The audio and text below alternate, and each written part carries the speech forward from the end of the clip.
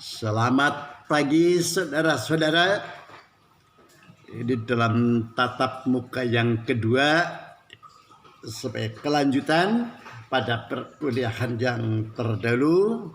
Mudah-mudahan kita tetap keadaan sehat dan semangat. Jadi selamat juga selamat pagi. Baiklah saudara-saudara, pada perkuliahan terdahulu saya ulas jana, ternyata bahwa begini, mata kuliah perbandingan hukum perdata terdapat perbedaan pendapat. Misalnya Prof. Sunaryati Hartono mengatakan bahwa perbandingan hukum perdata ini bukan sebagai ilmu pengetahuan, tapi adalah merupakan metode penyelidikan. Metode penyelidikan atau penelitian yang akan memperbandingkan antara objek yang satu dengan objek yang lainnya, atau yang diperbandingkan antara sistem hukum yang satu dengan sistem hukum yang lain pada masa tertentu. Yang berbeda dengan pendapat dari Levi Ullman bahwa perbandingan hukum perdata ini adalah merupakan cabang dari ilmu pengetahuan yang tujuannya adalah mencari unsur-unsur yang sama maupun unsur-unsur yang berbeda. Sekalipun tampaknya terdapat perbedaan pendapat ini sebenarnya sama, di mana kedua-duanya berpendapat bahwa perbandingan hukum perdata itu bukan sebagai ilmu pengetahuan. Perbandingan hukum perdata bukan sebagai ilmu pengetahuan. Dua-duanya memahami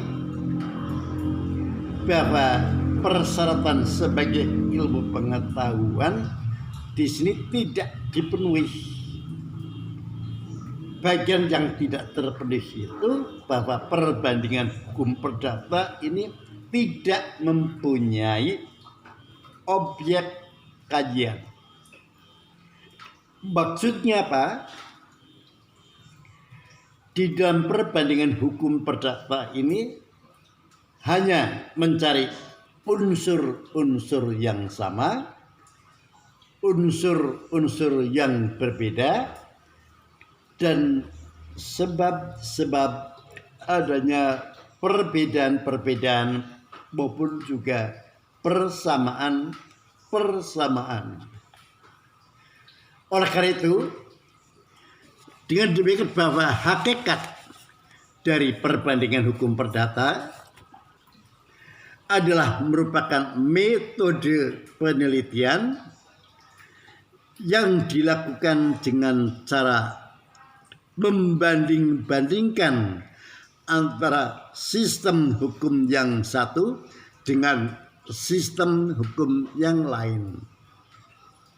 Saya ulangi, dengan demikian hakikat dari perbandingan hukum perdata adalah merupakan metode penelitian yang dilakukan dengan cara membanding-bandingkan antara sistem hukum yang satu dengan sistem hukum yang lain secara keseluruhan. Jadi di sini konsentrasi bahasannya di dalam perbandingan hukum perdata sebenarnya mencari perbedaan persamaan. Lebih lanjut bahwa dalam perbandingan hukum perdata ini objek-objeknya ini sudah dipelajari, sudah dibahas dalam mata kuliah yang lain. Sebutlah misalnya subjek hukum. Subjek hukum ini dapat berupa orang, juga dapat berupa suatu badan hukum. Dan orang sebagai subjek hukum artinya secara alami tidak susah melalui proses pendaftaran dan sebagainya. Begitu orang lahir otomatis ia subjek hukum. Yang berbeda dengan suatu badan hukum. Badan hukum sebagai subjek hukum harus terlebih dulu melalui proses. Kapan melalui prosesnya? Yaitu setelah terjadi kesepakatan dari para pendiri. Jadi di sini tidak mungkin badan hukum ini terdiri satu orang, paling tidak adalah terdiri dari dua orang. Mereka mempunyai tujuan yang sama untuk mencari keuntungan, dan nanti ada pemisahan harta kekayaan, ada bagian tertentu sebagai kekayaan dari badan hukum, dan sebagian kekayaan adalah milik pribadi, terpisah.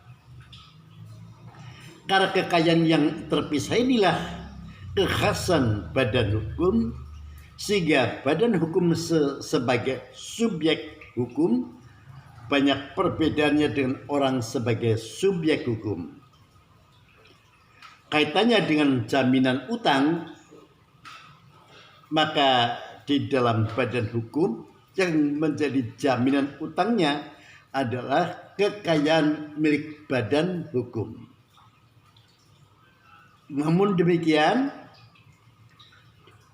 kalau terjadi bahwa badan hukum ini dipilotkan,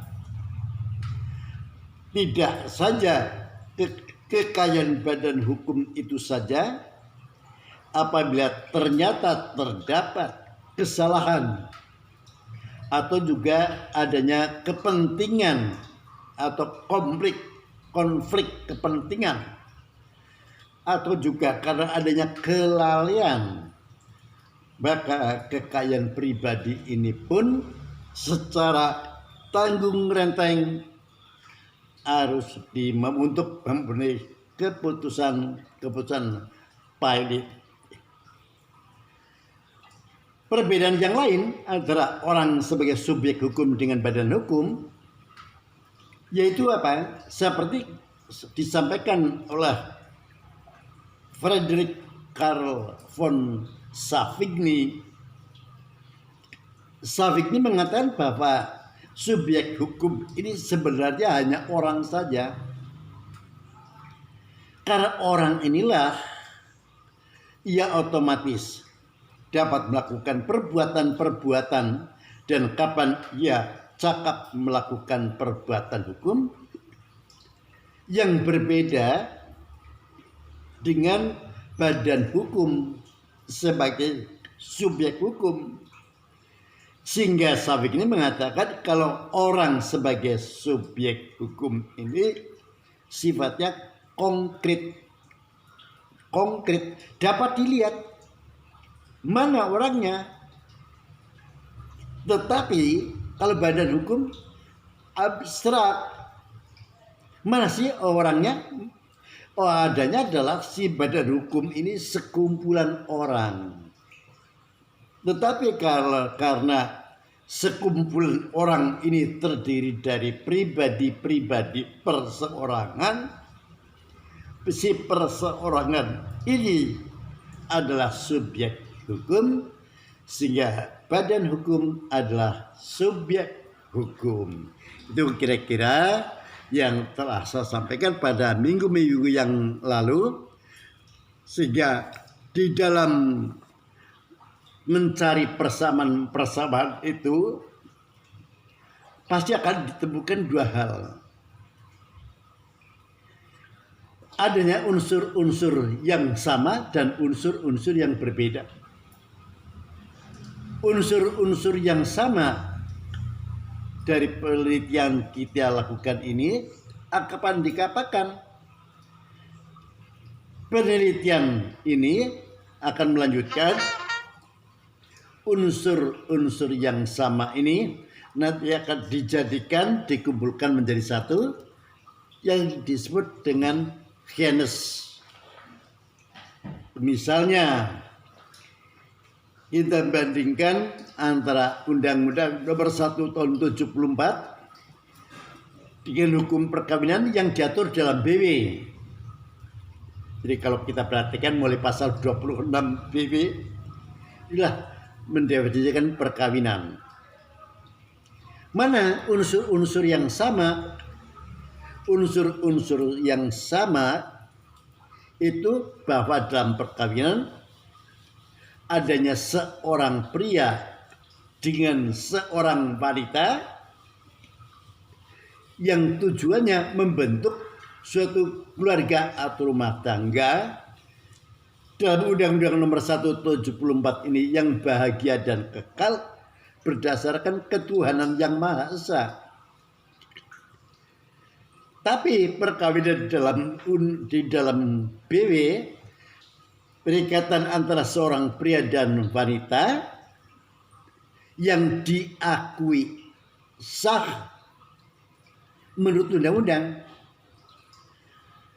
Karena di sini adalah diakui sah menurut undang-undang, sehingga di dalam perkawinan ini harus memenuhi ketentuan di dalam 1320 BW, yaitu adanya kesepakatan dari para pihak bahwa kedua belah pihak adalah cakap untuk membuat perikatan, dan yang ketiga adanya hal tertentu, dan yang keempat yaitu kausa yang halal. Oleh karenanya perkawinan menurut BW ini dapat mereka perjanjikan perkawinan ini untuk berapa tahun atau berapa lama. Apakah dengan perkawinan yang sudah jalan sesuai dengan perjanjian, misalnya untuk 2 tahun, kemudian perkawinan ini dapat berakhir karena berakhirnya perjanjian? Ya, mungkin. Dikarenakan di sini adalah diatur menurut ketentuan perundang-undangan, yaitu sahnya perkawinan didasarkan adalah sahnya dari suatu perjanjian dalam perkawinan. Inilah nanti sehingga menjadi tampak adanya perbedaan-perbedaan dan persamaan-persamaannya. Dikemanakan masalah yang beda ini, hal-hal yang berbeda, sekali lagi bahwa tujuan perkawinan menurut Undang-Undang Nomor 1 Tahun 74 adalah membentuk keluarga yang bahagia dan kekal berdasarkan ketuhanan yang Maha Esa. Kalau perkawinan di dalam menurut BW, yang penting kekal. Ikatan itu terbentuk adalah untuk kekal. Karena kekal di sini mengabaikan terlepas dari apakah bahagia atau tidak bahagia, sehingga perkawinan ini tidak boleh diputuskan. Tidak boleh putus. Dengan demikian, perkawinan di dalam BW juga tidak mengenal adanya ketuhanan yang Maha Esa, karena semata-mata didasarkan atas perjanjian.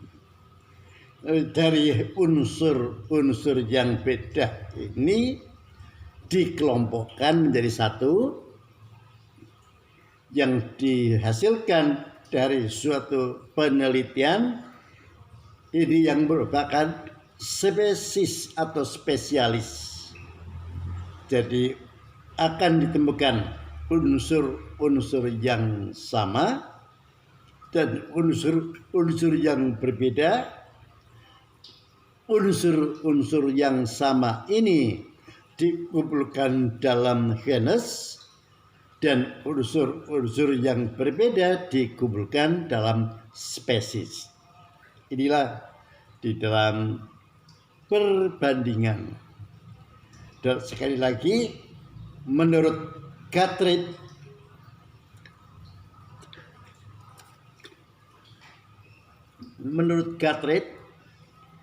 bahwa metode perkawinan ini tidak saja diberlakukan terhadap hukum, tapi juga dapat diterapkan dalam bidang-bidang lainnya. Apakah di dalam bidang matematik ataupun juga bidang ekonomi maupun bidang yang lain, karena yang dicari adalah persamaan dan perbedaan. Yang selanjutnya adalah mengenai macam-macam perbandingan. Perbandingan ini di sini macam-macamnya meliputi: pertama, perbandingan hukum perdata yang sifatnya umum dan perbandingan hukum perdata yang sifatnya khusus. Sifatnya umum dan sifatnya khusus.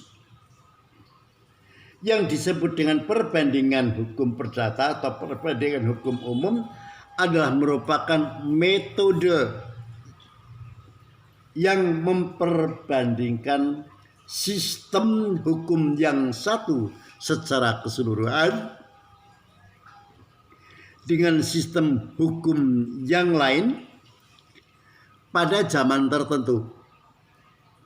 Saya ulangi, yang disebut dengan perbandingan hukum umum adalah merupakan metode yang memperbandingkan antara sistem hukum yang satu secara keseluruhan dengan sistem hukum yang lain pada suatu zaman tertentu.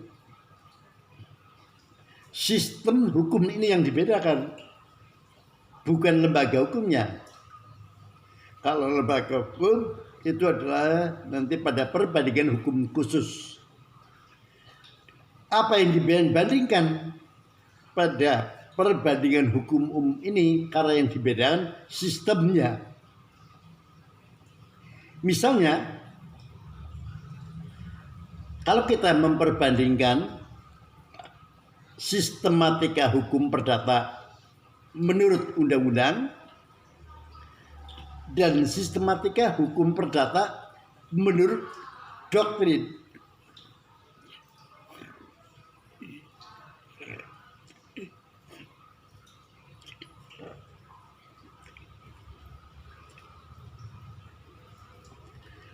Dalam sistematika hukum perdata menurut undang-undang terdiri dari 4 buku. Buku pertama tentang orang, buku 2 tentang benda, dan buku 3 tentang perikatan, dan buku 4 tentang pembuktian dan daluarsa. Sedangkan sistematika hukum perdata menurut doktrin terdiri dari 4 buku juga.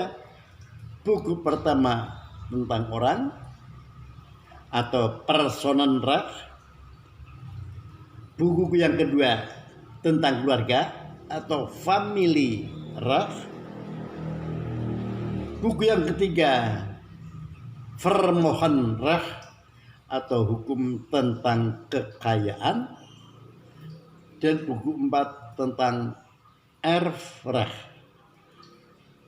Nah sekarang setelah kita melihat adanya sistematika yang berbeda ini, maka dalam perbandingan hukum perdata ini, apa yang menjadi alasan ini terdapat perbedaan-perbedaan. Terdapat perbedaannya ini dikarenakan pada materi bahasan masing-masing buku ini berbeda. Sebagai contoh misalnya pada buku 1 Kitab Undang-Undang Hukum Perdata menurut undang-undang ini terdiri dari 495 pasal. Di dalam buku tersebut tidak saja mengatur tentang orang sebagai subjek hukum, tapi juga di situ dibahas tentang, kalau kita melihat pasal 26 tentang perkawinan. Ini kan tidak tepat. Perkawinan ini adalah merupakan hubungan antar subjek hukum. Di samping perkawinan juga mengatur tentang perwalian. Perwalian juga mengatur hubungan hukum antara si wali dengan anak yang masih di bawah umur, yang di bawah perwaliannya. Juga diatur di dalamnya, di dalam buku 1 tersebut. Di sini diatur tentang kuratil. Itu mesti mengatur hubungan antara si kurator dengan kurandus. Mestinya ini kesemuanya harus dipisahkan antara orang sebagai subjek hukum, antara hubungannya orang dengan orang. Inilah yang menurut Myers ada tidak sesuai. Buku 2, kalau kita perhatikan ketentuan tentang benda atau tentang Van Jacken, ini menurut KUHP menurut undang-undang, di sini telah mengatur dari 499 sampai dengan 1232. Mestinya di dalam buku 2 ini hanya mengatur apa sih benda itu, bagaimana sih cara memperoleh benda, dan bagaimana penggunaan benda, sekitar itu. Tetapi ternyata di dalam buku 2 mengatur lebih jauh. Pertama, mengatur tentang warisan. Kalau kita perhatikan dari pasal 830 sampai dengan 1130, itu adalah mengatur tentang warisan. Ini yang tidak tepat. Kenapa hukum waris diatur pada buku 2? Di mana bahwa masalah mewaris ini tidak saja mengatur mengenai kepindahan atau penyerahan suatu kebendaan dari seseorang kepada orang lain atas kepemilikan tersebut. Padahal dalam masalah mewaris ini terdapat hukum keluarga dan hukum perikatan. Terhadap masalah warisan, di mana kedudukan hukum keluarga di dalam hukum keluarga ini, karena menurut pasal 832 ahli waris ini adalah orang-orang yang mempunyai hubungan darah dengan pewaris. Jadi orang-orang yang tidak punya hubungan darah dengan pewaris tidak tampil sebagai ahli waris, kecuali hubungan antara suami dan istri. Ini kan hubungan antara perorangan yang satu dengan yang lain yang tidak ada hubungan darah. Memang pada awalnya istri atau suami yang hidup terlama ini di Belanda baru sejak tahun 1923 suami istri yang hidup terlama adalah ahli waris. Yang di Indonesia sejak 1935. Ini terdapat hukum keluarga. Juga terdapat hukum perikatan. Hukum perikatan maksudnya dimasukkan di sini dalam masalah warisan. Karena apa? Segala hak dan kewajiban si pewaris nanti akan diwariskan pada para ahli warisnya. Inilah yang dimaksud oleh Profesor Myers tidak tepat antara masalah kebendaan, masalah warisan diatur dalam buku 2. Mestinya karena dalam hukum waris tidak saja mengatur mengenai pengalian kepemilikan suatu kebendaan dan terdapat hukum keluarga maupun hukum perikatan, mestinya hukum waris diatur secara tersendiri. Masih dalam buku 2, hak privilege. Hak privilege ini kan suatu hak seseorang untuk memperoleh pembayaran lunas yang lebih didulukan daripada kreditur yang lain. Ini kan memperoleh pembayaran lunas yang didulukan. Yang didulukan ke sifatnya kan mendahulukan. Kenapa hak privilege seperti pada 1134 dan sebagainya kok diatur pada buku 2? Hal lainnya yang tidak sesuai masalah gade. Kalau kita perhatikan dari 1150 sampai dengan 1160, gade ini kan merupakan hak kebendaan yang dijadikan jaminan utang, di mana hak kebendaan tersebut adalah merupakan benda bergerak. Jika di sini adanya jaminan utang piutang, jadi yang diutamakan ada perjanjian tentang utang piutang. Kalau perjanjian utang piutang ini mestinya kan diatur pada buku 3. Diatur pada buku 3. Tapi kenapa menikah ini diatur di dalam buku 2? Sedangkan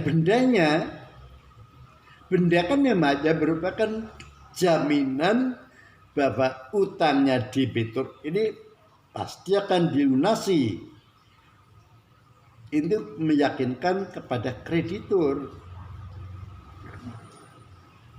Tetapi banyak juga mengenai perjanjian utang piutang yang pada awalnya adalah tanpa jaminan. Seperti sekarang yang berkembang adanya kredit tanpa agunan. Ini tidak tepat mengenai hipotek mengenai gade pada buku 2. Masih pada buku 2 tentang hipotek yang diatur dari 1162 sampai dengan 1232. Ini merupakan jaminan utang di mana yang dijadikan jaminan adalah merupakan benda tidak bergerak. Sekalipun sekarang telah diberlakukan dalam Undang-Undang Hak Tanggungan, hipotek masih tetap berlaku. yaitu untuk benda tidak bergerak selain tanah. Kalau hak tanggungan hanya diperlakukan terhadap tanah sebagai jaminan utang. Tapi karena adanya benda tidak bergerak lainnya selain tanah, itu benda tidak bergerak yang ditentukan oleh undang-undang, itu pada pasal 314 KUHD, maka untuk kapal yang volumenya 20 kubik atau lebih adalah merupakan benda tidak bergerak. Jadi yang utama di sini adanya perjanjian utang piutang. Bendanya sebagai jaminan atau sebagai perjanjian asesor. Sebagai perjanjian asesor. Tapi kenapa benda tersebut diatur di dalam buku 2? Ini kaitannya kedudukan benda kan bukan yang utama, hanya ikutan. Inilah tidak tepatnya isi tadi pada buku 1, antara judul dengan isinya juga tidak sesuai. Pada buku 2 isinya juga tidak sesuai. Bagaimana isi buku 3 Kitab Undang-Undang Hukum Perdata menurut undang-undang? Karena di dalam buku 3 ini judulnya hukum tentang perikatan, yang diatur di dalamnya ada tentang perjanjian, berakhirnya perjanjian, bahan prestasi dan sebagainya. Satu-satunya antara judul dengan materi sesuai di dalamnya. Selanjutnya pada buku 4 judulnya tentang pembuktian dan daluarsa. Adalah jelas pembuktian juga daluarsa. Pembuktian ini kan merupakan tahapan-tahapan di dalam berperkara perdata. Dalam berperkara dalam bidang hukum perdata atau hukum acara perdata, itu adanya suatu gugatan atau permohonan. Setelah dalam persidangan kedua-duanya hadir, hakim akan memberikan kesempatan mereka supaya menyelesaikan berdamai. Itu tahapannya. Tahapan selanjutnya, kalau ternyata usaha untuk perdamaian tidak tercapai, baru dilakukan dengan pemeriksaan perkara. Pada tahap pemeriksaan perkara inilah masing-masing pihak mendalilkan gugatannya atau jawabannya beri alat-alat bukti. Alat-alat bukti sebagaimana diatur pada 1866 ada bukti berupa surat atau buku bukti tulisan. Pertama berupa akte, surat, artinya surat ini dapat berupa akte otentik maupun akte di bawah tangan. Yang kedua, saksi. Saksi adalah orang yang diminta kehadirannya, diminta keterangannya dalam persidangan hanya sebatas apa yang ia lihat atau apa yang ia dengar atau apa yang ia alami. Saksi. Yang ketiga berupa pengakuan. Justru di sini adanya ketidakpengakuan sehingga timbul sengketa. Tapi dalam ilmu hukum, pengakuan ini ada dua hal. Pengakuan secara klausula dengan pengakuan secara kualitatif. Yang sebenarnya pengakuan baik dengan klausula maupun kualitatif ini intinya adalah merupakan bantahan. Keempat adalah persangkaan. Bukti persangkaan ini dalam ilmu hukum maka akan dibedakan persangkaan menurut undang-undang dan persangkaan hakim. Persangkaan menurut undang-undang misalnya di sini seseorang yang menguasai suatu benda dalam waktu yang relatif lama dianggap sebagai pemiliknya. Ini dalam teori babysitter. Berbeda dengan persangkaan menurut hakim. Misalnya pada kasusnya Antasari Ashar inilah yang di Hotel Dharma Wangsa itu persangkaan hakim. Dan yang terakhir sumpah. Sumpah ini adalah meliputi sumpah desesuar dan sumpah subplatuar. Sumpah desesuar ini ada sumpah pemutus.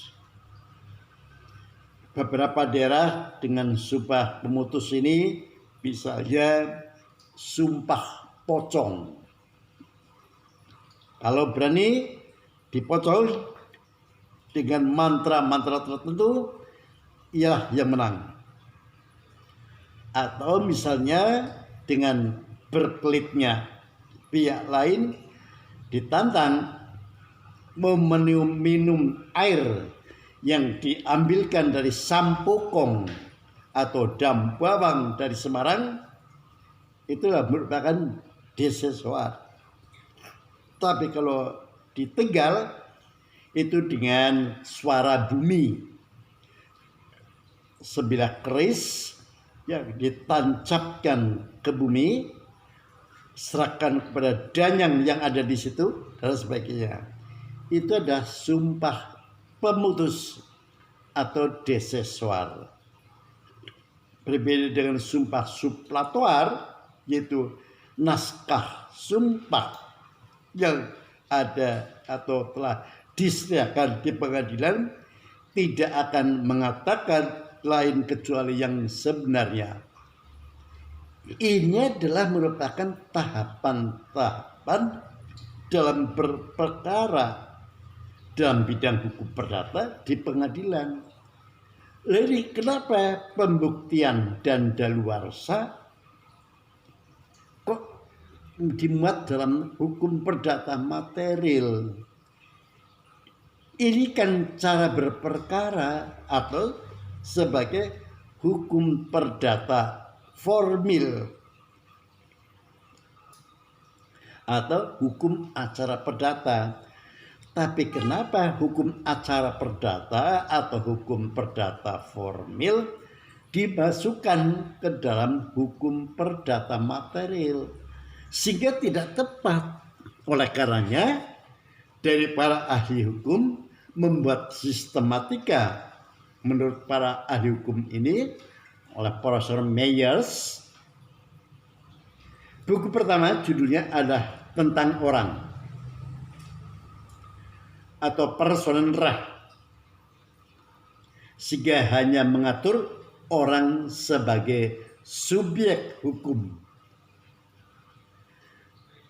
Dan yang kedua mengatur tentang hukum keluarga atau family right.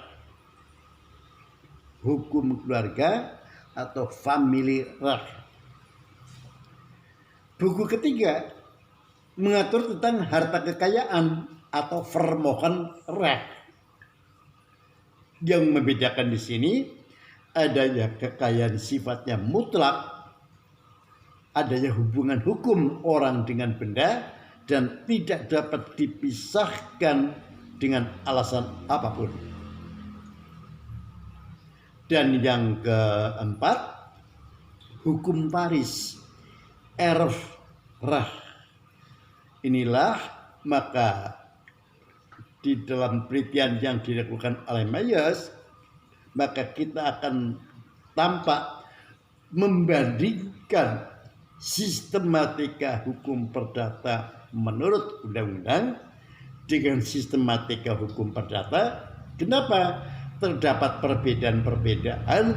Perbedaan-perbedaan ini disebabkan bahwa materi yang diatur di dalamnya di satu sisi ada tidak sesuai, sehingga perlu adanya sistematika yang sesuai. Isinya ini yang dilihat dalam sistematika hukum perdata menurut undang-undang yang tidak sesuai, yang menurut doktrin inilah sesuai. Tapi harus ingat bahwa hukum perdata menurut doktrin ini bukan undang-undang. Segala pendapat menurut doktrin ini hanya merupakan sumber hukum. Merupakan sumber hukum, bukan undang-undang.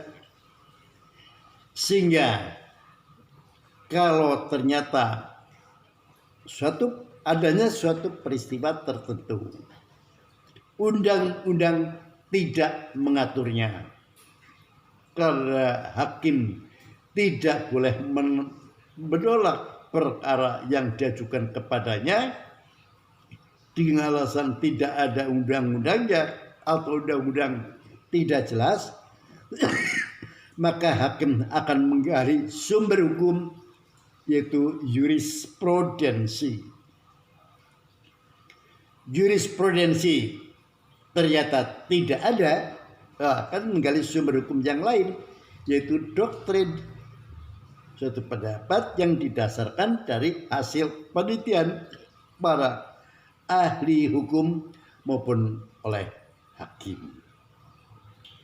Inilah membedakan sistem hukum yang satu dengan sistem hukum yang lain yang masuk dalam ranah perbandingan hukum perdata yang sifatnya umum. Berbeda dengan hukum perdata khusus, perbandingan hukum perdata khusus atau perbandingan hukum khusus. Yang disebut dengan perbandingan hukum khusus adalah merupakan metode penelitian yang memperbandingkan lembaga hukum. Metode penelitian yang memperbandingkan lembaga hukum dari pelbagai negara, pelbagai daerah, pelbagai golongan warga negara pada zaman tertentu. Oleh karenanya di sini yang diperbandingkan adalah mengenai lembaga hukumnya. Kalau tadi perbandingan hukum umum ini yang diperbandingkan adalah mengenai sistem hukumnya. Yang perbandingan hukum khusus ini adalah lembaga hukumnya dari pelbagai negara. Misalnya pelbagai negara, masalah jual beli menurut hukum Belanda yang diatur dalam BW dengan jual beli menurut hukum adat. Kalau jual beli dalam hukum BW, kalau kita mesti bertolak dari 1457, jual beli itu akan terjadi setelah tercapai kesepakatan mengenai barang dan harga. Sepakat. Dengan sepakat ini, maka seketika itu terjadilah jual beli, yang pada akhirnya akan menimbulkan kewajiban-kewajiban dari calon penjual dan calon pembeli. Ini yang disebut dengan hak obligator. Hak obligator. Apa isi di dalam hak obligator ini? Kepada si penjual wajib menyerahkan benda yang menjadi objek jual beli, sedangkan kepada si pembeli wajib melakukan pembayaran itu. Masing-masing pihak mempunyai kewajiban. Siapa yang harus terlebih dulu melaksanakan kewajiban itu adalah pihak pembeli. Sehingga kalau kita merujuk misalnya kepada 1478 ataupun juga 1517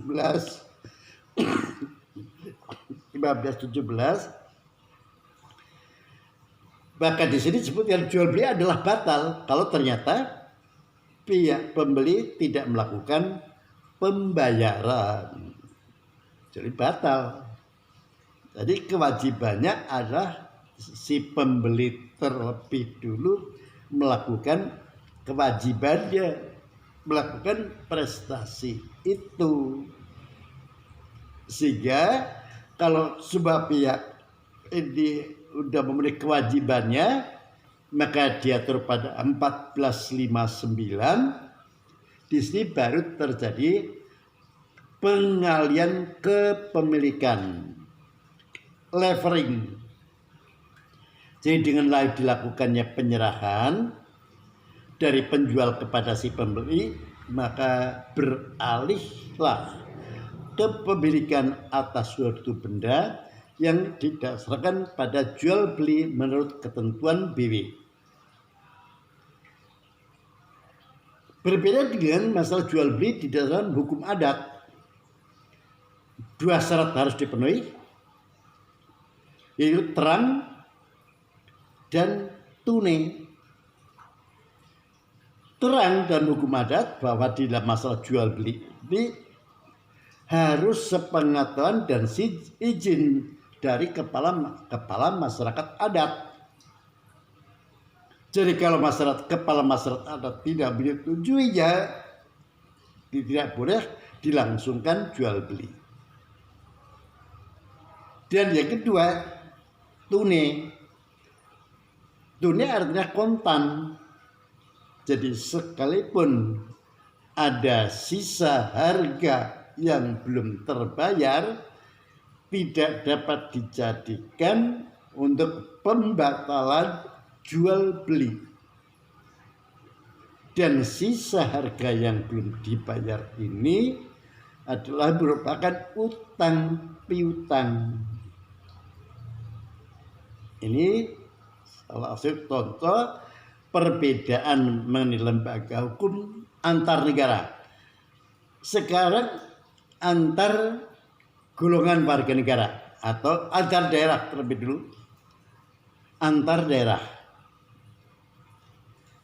Yang menjadi perbedaan antar daerah di Indonesia, misalnya dalam masalah hukum waris. Hukum waris yang dianut pada masyarakat patrilineal, masyarakat di Medan, masyarakat Batak, maka dengan meninggalnya seseorang yang akan tampil sebagai ahli waris hanyalah anak laki. Inilah menurut hukum adat. Karena apa? Anak laki ini ia dapat membantu keluarganya. Anak laki ini juga akan meneruskan garis keturunan. Jadi dalam suatu keluarga, misalnya dari keluarganya Raja Guguk, si bapak ini, maka anak-anaknya pun juga nanti akan menggunakan pamnya itu Raja Guguk. Kalau ternyata dari pam Raja Guguk ini ada yang perempuan menikah anak perempuan ini nikah cara kawin jujur, misalnya dengan huta galung, maka si anak perempuan yang raja guguk ini kehilangan marganya karena ia masuk dalam marga huta galung. Sehingga apa? Nanti kalau semuanya perempuan kan bisa menjadi punah. Inilah jadi begitu arti pentingnya anak laki di dalam adat Batak. Berbeda dengan masyarakat matrilineal. Masyarakat matrilineal yang terkenal dalam masyarakat Minangkabau. Dengan meninggalnya seseorang, maka yang tampil sebagai ahli waris hanyalah anak perempuan. Dengan anak perempuan inilah ia nanti akan melangsungkan perkawinan, punya anak atau keturunan yang kuat ada garis ibu, sehingga dengan adanya anak perempuan keluarga tersebut menjadi tidak punah karena akan berlanjut terus. Inilah arti penting anak perempuan dalam masyarakat matrilineal. Yang ketiga yaitu adalah masyarakat parental atau bilateral. Misalnya masyarakat Jawa. Di masyarakat Jawa dengan meninggalnya seorang, maka baik anak laki maupun anak perempuan ini nanti akan tampil sebagai ahli waris. Dua-duanya adalah penting. Suatu keluarga kalau tidak ada laki juga tidak akan dapat meneruskan keluarga itu, juga tidak ada si wanita juga mungkin juga pasti di sini tidak akan terbentuk keluarga baru. Karena dua-duanya penting, tetapi karena peran anak laki ini sangat penting dalam membantu penghidupan keluarga dalam pencahariannya, dan anak laki inilah nanti akan bertanggung jawab terhadap keluarganya, sehingga anak laki memperoleh bagian lebih besar daripada anak perempuan, yaitu dengan istilah sepikul segendongan. Sepikul di sini artinya adalah adanya dua bagian, depan dan belakang. Sepikul dan segendongan ini hanya beban yang ada di punggungnya, yang artinya perbedaan hak mewaris anak laki dan anak perempuan pada masyarakat parental adalah 2/3 banding 1/3. 2/3 dibanding 1/3. Jadi semuanya tampil sebagai ahli waris, hanya terdapat perbedaan haknya. Kenapa anak perempuan lebih kecil? Karena yang tanggung jawab nanti dalam keluarga kan suaminya. Karenanya di sini dia sering disebut dengan swarga nunut neraka katut. Pengertiannya bahwa hak anak perempuan karena tidak bertanggung jawab dalam keluarga ini, ia memperoleh bagian yang lebih kecil apabila dibandingkan bagi hak anak laki.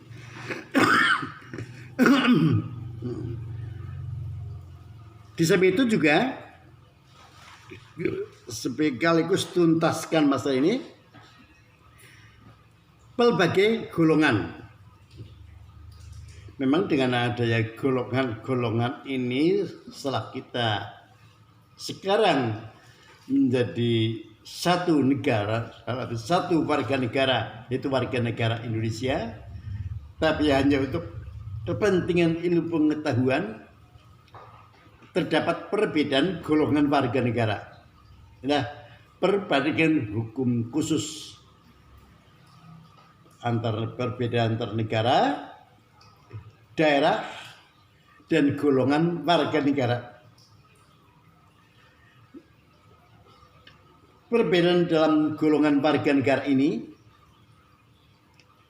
misalnya, hal ini sangat erat kaitannya dengan agama yang mereka anut. Sangat erat kaitannya dengan agama yang mereka anut, di mana dalam teori receptio in complexu, agama baru terima kalau ternyata tidak bertentangan dengan hukum adat. Yang inilah saya pikir ada hal yang kebalik. Justru yang diutamakan mesti agamanya. Adat baru terima kalau ternyata hal ini tidak bertentangan dengan agama. Masalah di sini kaitannya dengan agama yang dianut, kaitannya dengan masalah objeknya mengenai adopsi. Golongan warga negara Eropa dan yang dipersamakannya, Belanda itu tidak mengenal adanya adopsi, sehingga di dalam BW yang terdiri dari 1993 pasal, tidak ada satu pasal pun yang mengatur mengenai adopsi. Apa alasannya? Di sini dikarenakan bahwa menurut pandangan hidup Belanda, anak itu harus ada hubungan keturunan darah. Jadi nggak bisa dengan cara adopsi. Walaupun dalam perkembangannya nanti untuk ilmu pengetahuan ada adopsi plena dan adopsi minus plena. Yang kedua, bagi golongan timur asing. Golongan timur asing ini mengenal adanya adopsi. Kaitannya dengan 3 penggolongan penduduk Indonesia, karena bagi timur asing Tionghoa kedudukannya dipersamakan dengan Eropa, padahal Belanda tidak mengenal adopsi. Sehingga untuk golongan timur asing dibuatlah Stadtblad 1917 nomor 129. Itulah adopsi. Tapi bagi golongan timur asing lainnya, itu ada Arab, India, dan Pakistan, yang pada umumnya mereka adalah ketat dengan agama Islam. Bagaimana pandangan Islam terhadap adopsi?